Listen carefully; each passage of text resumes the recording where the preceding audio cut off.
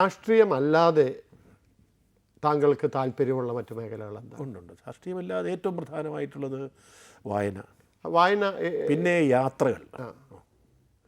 വളരെ വായനയൊന്നും ഇപ്പോഴില്ല, അതിൽ വളരെ കാലം മുതലേ എൻ്റെ നാട്ടിൽ ഞാൻ ഡിഗ്രിക്ക് പഠിക്കുമ്പോഴാണ് എൻ്റെ നാട്ടിൽ വൈദ്യുതി വരുന്നത്. ഞാൻ എല്ലായിടത്തും പ്രസംഗിക്കാറുണ്ട്. പക്ഷേ അതിന് മുമ്പ് തന്നെ എൻ്റെ നാട്ടിൽ ലൈബ്രറി ഉണ്ട്. എൻ്റെ നാട്ടിൽ മാത്രമല്ല, കേരളത്തിൻ്റെ പല സ്ഥലത്തെയും. അപ്പോൾ അവിടെ വന്ന ഒരു വായനയുടെ ഒരു സ്വഭാവം. പിന്നെ ഞാൻ ലൈബ്രറി പ്രവർത്തകരായിരുന്നു പ്രീ ഡിഗ്രി പഠിക്കുമ്പോഴെല്ലാം. പിന്നെ ധാരാളമായി എനിക്ക് ഏറ്റവും ചിലവാകുന്നത് പുസ്തകങ്ങൾ വാങ്ങുന്നതിന് വേണ്ടിയാണ്. വായിച്ച് തീരാത്ത പുസ്തകങ്ങളുണ്ട്, അതുകൂടെ പറയും. വാങ്ങിയതെല്ലാം വായിച്ചിട്ടില്ല, വീട്ടിൽ വെച്ചിട്ടുണ്ട്. അതിങ്ങനെ ഇതായിട്ട് ഘട്ടഘട്ടമായിട്ട് വായിച്ച് തീർക്കും. പിന്നെ ഞാൻ നന്നായിട്ട് സിനിമ കാണുന്ന ആളാണ്. അത് ആർട്ട് പടം മാത്രമേ കാണുമെന്നുള്ള ഒരു മസിൽ പിടുത്തമൊന്നുമില്ല, ഞാൻ എല്ലാം കാണും. പക്ഷേ ആ സിനിമയിലുണ്ട് ഒരു വണ്ണം. പിന്നെ പാട്ട് കേൾക്കുന്ന ഇഷ്ടമാണ്. ഇതൊക്കെ വരുന്നില്ല, അതെല്ലാം ഒരു നിഷ്ഠയായിട്ട് കൊണ്ടു കിടക്കുന്നതാണ്. പിന്നെ യാത്ര, അതെനിക്കൊരു ഭാഗ്യമുണ്ടായിട്ടുണ്ട്. യാത്ര എൻ്റെ മനസ്സിനൊരു ഭാഗമുണ്ട്. എനിക്ക് ഒരുപാട് യാത്ര ചെയ്യാനുള്ള ഭാഗ്യം എനിക്ക് എൻ്റെ പാർട്ടി തന്നിട്ടുമുണ്ട്. ഈ ഇത്രയും യാത്ര ചെയ്തതിന് ശേഷം യാത്രാ വിവരണം എഴുതണമെന്ന് തോന്നി എഴുതാറുണ്ടോ? എഴുതാൻ ഞാൻ ചിലപ്പോഴൊക്കെ ചില ലേഖനങ്ങളൊക്കെ എഴുതിയിട്ടുണ്ട്. പക്ഷേ രാഷ്ട്രീയ സംബന്ധമായ കാര്യങ്ങൾ. അതല്ലാതെ എഴുതണമെന്ന് തോന്നിയിട്ടുണ്ട്. എഴുതണം എന്നോട് പലരും പറഞ്ഞിട്ടുമുണ്ട്, പക്ഷേ എഴുതാൻ കഴിഞ്ഞിട്ടില്ല. എഴുതണം അനുഭവങ്ങൾ എന്നോടങ്ങനെ പലരും ഈ എഴുതുന്ന രംഗത്ത് നിൽക്കുന്ന ആളുകൾ തന്നെ എന്നോട് പറഞ്ഞിട്ടുണ്ട്. ഞാൻ പല സംവാദങ്ങൾ കഴിയുമ്പോൾ പറഞ്ഞിട്ടുണ്ട്, എന്തുകൊണ്ട് എഴുതണം. അത് ഞാൻ സമയമില്ലാത്തതുകൊണ്ടാണ് ഞാൻ പറയുന്നില്ല. സമയമൊക്കെ എന്നെക്കാളും വലിയ ആളുകൾ എഴുതും. ജവഹർലാൽ നെഹ്റുവിന് എഴുതാൻ കഴിഞ്ഞു, അതിനേക്കാളും എത്രയോ നിസ്സാരനാണ് ഞാൻ. അതുകൊണ്ട് എഴുതാത്തത് സമയമില്ലാത്തത് കൊണ്ടല്ല, എന്തോ അവിടേക്ക് വന്നിട്ടില്ല, അത്രയേ ഉള്ളൂ. ഈ രാഷ്ട്രീയ പ്രവർത്തനത്തിന് പുറമെ എന്തെങ്കിലും ദൗത്യം നിർവഹിക്കാനുണ്ടെന്ന് താങ്കൾക്ക് തോന്നിയിട്ടുണ്ടോ? പലപ്പോഴും തോന്നിയിട്ടുണ്ട്. പക്ഷേ അതൊന്നും ഫുൾഫിൽ ചെയ്യാൻ കഴിയില്ലല്ലോ എന്നുള്ളൊരു നിരാശയുണ്ട്. ബാക്കി ദൗത്യം വേറൊന്നുമല്ല, നമുക്ക് ചുറ്റും കാണുന്ന ഒരുപാട് സങ്കടങ്ങളുണ്ട്. അപ്പോൾ ഞാനായിട്ട് വിചാരിച്ചത് തീരത്തൊന്നുമില്ല, എങ്കിലും എന്തെങ്കിലും ചെയ്യാൻ കഴിയണ്ടേ എന്നുള്ളത് തന്നെ പലപ്പോഴും എന്നെ. എല്ലാ രംഗത്തും വ്യാപകമായി കാണുന്ന ഈ അഴിമതിക്ക് കാരണം ഒരു ആധ്യാത്മിക ചിന്തയോ ഈശ്വര ചിന്തയോ ഇല്ലാതെ പോകുന്നതാണെന്ന് തോന്നിയിട്ടുണ്ട്. അങ്ങനെ പറഞ്ഞിട്ട് കാര്യമില്ല. അതെന്താണെന്നറിയോ, നിങ്ങളിപ്പോൾ ദൈവചിന്തയോ ബന്ധപ്പെട്ട് നിൽക്കുന്നവരെയോ ആധ്യാത്മിക ചിന്തയുമായി ബന്ധപ്പെട്ട് നിൽക്കുന്നവരെയോ ക്ഷേത്രങ്ങളിലും പള്ളികളിൽ പോകുന്നവരുടെയൊക്കെ നോക്കിയാലൊക്കെ അതിനകത്ത് വ്യക്തി ജീവിതത്തെ വിശുദ്ധിയോടെ കൊണ്ട് നടക്കുന്ന ആളുകൾ മാത്രമൊന്നുമല്ലല്ലോ വരുന്നത്. അല്ല, പാപമോചനത്തിന് വേണ്ടിയും പോകാം. ഞാൻ പറഞ്ഞ അതുകൊണ്ട് ഇതെല്ലാം വർദ്ധിക്കുന്നത് ഇന്നതുകൊണ്ടാണെന്ന് നമ്മൾ പറഞ്ഞിട്ട് ഞാൻ കാര്യമില്ല. അതൊരു കാലമേൽപ്പിക്കുന്ന ചില പ്രതിസന്ധികളുണ്ട്. പഴയ കാലം ഒരുപാട് മാറിയിട്ടുണ്ട്, സമൂഹം ഒരുപാട് മാറിയിട്ടുണ്ട്.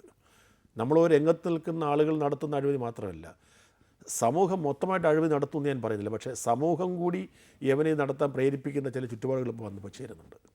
പക്ഷേ ദൃഢമായ രാഷ്ട്രീയ തീരുമാനം കൊണ്ട് ഇതിന് ഒരു പരിധിവരെ അറിഞ്ഞു വരുത്താൻ സാധിക്കുകയില്ല. അങ്ങ് 2 തവണ മന്ത്രി കൂടി ആയിട്ടുള്ള ഒരാളാണ്. അതിനൊരു അറിഞ്ഞു വരുത്താനായിട്ട് സാധിക്കില്ല രാഷ്ട്രീയ. അത് നമ്മുടെ നാട്ടിലെ ഈ ജനാധിപത്യത്തിനകത്ത് എല്ലാ രാഷ്ട്രീയ പ്രസ്ഥാനങ്ങളുടെയും ഒരു സമീപനം മാറണം. അത് മാറുമെന്നുള്ളതാണ്. ഭരണകക്ഷി പ്രതിപക്ഷ രാഷ്ട്രീയം, അതല്ലെങ്കിൽ നാം പിന്തിരിപ്പന്മാരെന്ന് പറയുന്ന അമേരിക്ക പോലുള്ള രാജ്യങ്ങളുണ്ടല്ലോ എന്ന് ഞാൻ പറയില്ല. അവിടെയൊക്കെ തെരഞ്ഞെടുപ്പ് കഴിഞ്ഞ ശേഷം എടുക്കുന്ന ചില സമീപനങ്ങളുണ്ടല്ലോ, രാജ്യ താല്പര്യത്തിന് അവർ ഒരുമിച്ച് നിൽക്കുന്ന സമീപനങ്ങളുണ്ട്. അങ്ങനെ രാജ്യ താല്പര്യത്തിന് വേണ്ടി ഒരുമിച്ച് നിൽക്കുന്ന ഒരു രാഷ്ട്രീയ സമീപനം നമ്മുടെ കേരളത്തിലോ ഏതെങ്കിലും സംസ്ഥാനത്തോ ഇന്ത്യയിലോ മൊത്തമായിട്ടില്ല. നമുക്ക് പൊതു താല്പര്യം. പിന്നെ അടുത്ത തെരഞ്ഞെടുപ്പ് മുന്നിൽ കണ്ടുകൊണ്ട് ഓരോ രാഷ്ട്രീയ പ്രസ്ഥാനങ്ങളും നടത്തുന്ന, എൻ്റെ പാർട്ടി ഉൾപ്പെടെയുള്ള ആളുകൾ നടത്തുന്ന രാഷ്ട്രീയ വ്യായാമങ്ങൾ, പൊളിറ്റിക്കൽ എക്സർസൈസ്, അങ്ങനെ വരുമ്പോഴൊക്കെ കോമൺ എയിം ഇല്ലാതാവും. ഇന്ത്യൻ രാഷ്ട്രീയത്തിൽ പലപ്പോഴും രാഷ്ട്രീയ പ്രസ്ഥാനങ്ങൾക്ക് പ്രത്യയശാസ്ത്രപരമായ ഒരു വ്യതിയാനവും ദിശാബോധവും ഒക്കെ ഉണ്ടാക്കിയത് ആ പാർട്ടികളിലെ യുവജന വിഭാഗങ്ങളായിരുന്നു.